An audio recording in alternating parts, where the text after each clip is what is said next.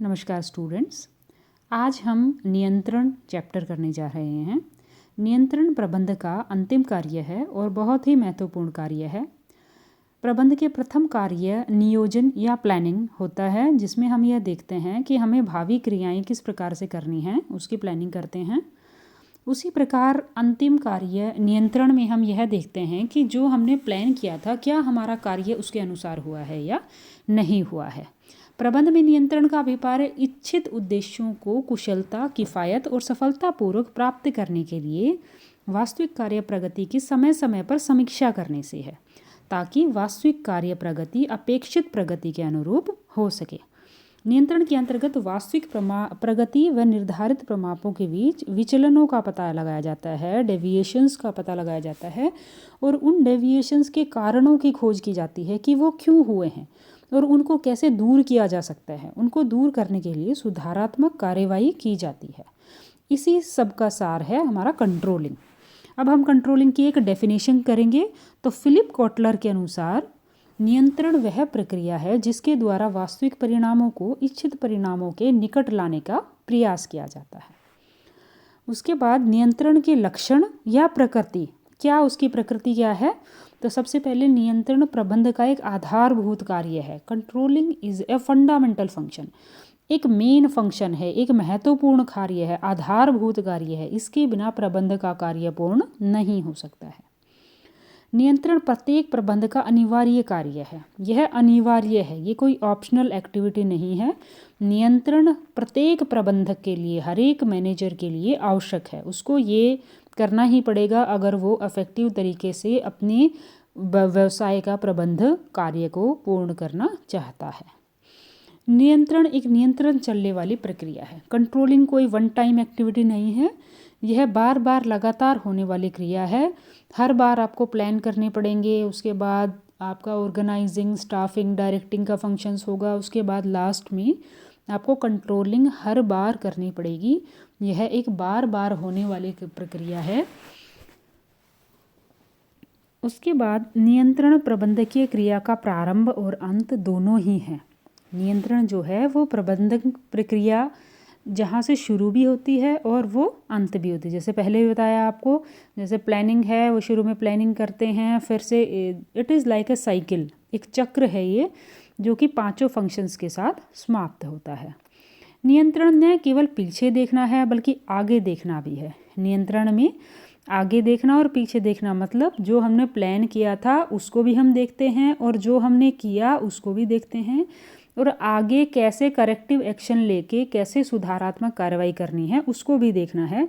इसलिए हम कह सकते हैं कि नियंत्रण आगे भी देखना है और पीछे भी देखना है। नियंत्रण परिणामों से संबंधित है। बेसिकली हम नियंत्रण में परिणाम या रिजल्ट्स पे ध्यान देते हैं कि क्या हमारे जो रिजल्ट्स हैं वो हमारे प्लान्स के अकॉर्डिंग रहे हैं या नहीं रहे हैं। कार्यवाही नियंत्रण का सार है। आपने कंट्रोलिंग में अपने परिणामों से ये तो देख लिया कि आपके परिणाम आपके प्लानिंग के अनुसार हुए हैं या नहीं हुए हैं, लेकिन उसके बाद आपको करेक्टिव एक्शन भी लेना है, सुधारात्मक कार्यवाही भी करनी है। अदरवाइज़ कंट्रोलिंग की कोई इम्पोर्टेंस नहीं रहेगी। अगर आप केवल प्रमापों का ही निर्धारण करते रहे तो उसका कोई यूज़ नहीं होगा। नियंत्रण की कुंजी भारार्पण में निहित है। नियंत्रण आपका जब तक सक्सेसफुल नहीं हो सकता जब तक कि आपका डेलीगेशन प्रॉपर नहीं हुआ है। एक उच्च अधिकारी ने अपने अधिकारों को निम्न अधिकारी को नहीं सौंपा है, तब तक आपका नियंत्रण की प्रक्रिया जो है वो सक्सेसफुल नहीं हो सकती। सूचनाएं नियंत्रण की मार्गदर्शन होती है। नियंत्रण कैसे किया जाएगा, उसका मार्गदर्शन कैसे होगा, तो उसके लिए इन्फॉर्मेशन जो हर एक लेवल से कलेक्ट की जाएंगी वो बहुत इम्पॉर्टेंट होती हैं। नियंत्रण बल प्रयोग करना, कर्मचारियों पर दोष लगाना या दबाव डालना नहीं है। बिल्कुल सही कहा गया है।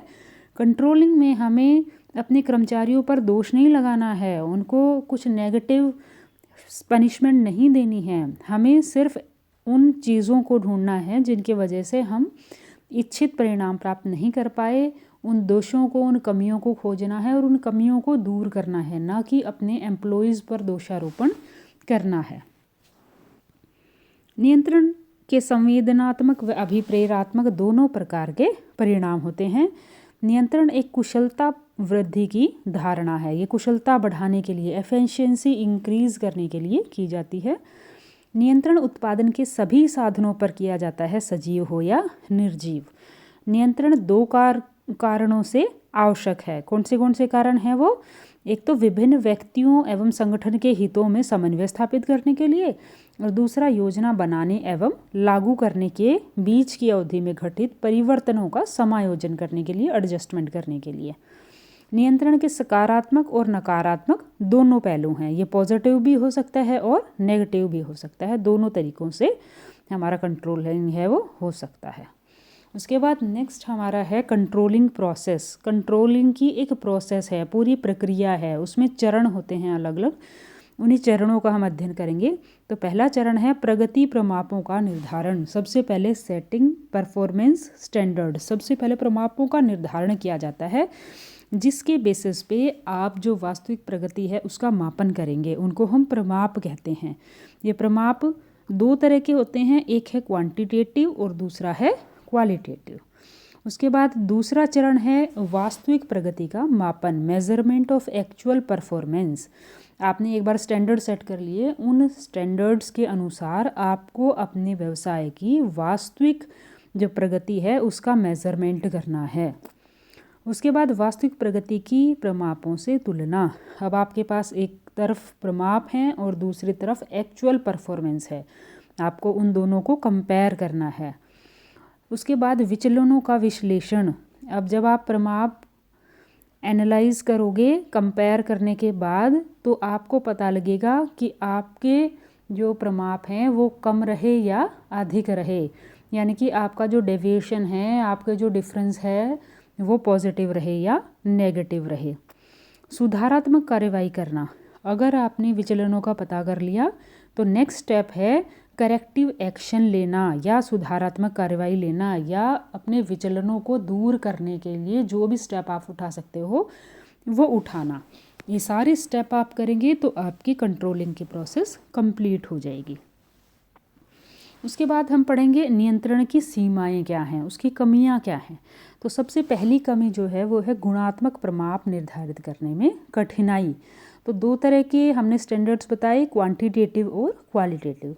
तो संख्यात्मक जो प्रमाप हैं उनको तो निर्धारित आसानी से किया जा सकता है, लेकिन जो गुणात्मक प्रकृति के होते हैं, जैसे कर्मचारियों का मनोबल है, वो एक गुणात्मक है, लेकिन उसको मापने के लिए कोई स्टैंडर्डाइज मेजरमेंट टूल्स हमारे पास अभी तक नहीं हैं। तो यह कंट्रोलिंग की एक समस्या है, एक कमी है।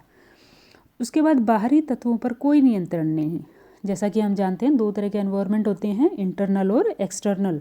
तो इंटरनल हमारे जो बिज़नेस के आंतरिक मामले हैं उनको तो हम कंट्रोल कर सकते हैं, लेकिन बाहरी तत्वों पर हम नियंत्रण नहीं कर सकते। कर्मचारियों द्वारा विरोध, क्योंकि कंट्रोलिंग में एक तुलना की जाती है प्रमापों की और वास्तविक प्रगति की। अगर वो नेगेटिव आ जाए तो कर्मचारियों के ऊपर कुछ कार्रवाई भी की जा सकती है, इसलिए कर्मचारी इसका विरोध करते हैं। उसके बाद महंगी प्रक्रिया। जो कंट्रोलिंग की प्रक्रिया है वो एक महंगी और लंबी प्रक्रिया है। उसमें काफ़ी एक्सपर्ट्स आपको रखने पड़ेंगे, काफ़ी एफर्ट लगाने पड़ेंगे, पैसा लगाना पड़ेगा।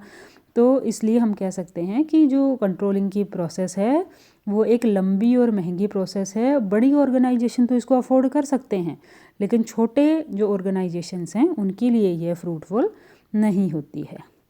उसके बाद मानवीय समस्याएं भी रहती हैं। हमारा ह्यूमन नेचर है वो दूसरों को आलोचना करना है, दूसरों को तंग करना है। कुछ उच्चाधिकारी हैं वो अपना हक समझते हैं अपने निम्न स्तर के लोगों को तंग करना, जिसकी वजह से भी कंट्रोलिंग का जो काम है वो अच्छी तरह से पूर्ण नहीं हो सकता। व्यक्तिगत उत्तरदायित्व के निर्धारण में कठिनाई आती है। उसके बाद नियंत्रकों में ज्ञान का अभाव। जो कंट्रोलर हैं उनमें भी पूरा ज्ञान नहीं होता है, उनमें भी कुछ नॉलेज में कमी होती है, जिसकी वजह से वो कंट्रोलिंग का काम अच्छे से नहीं कर सकते। तो यहाँ हमारा चैप्टर कंप्लीट हो गया। धन्यवाद।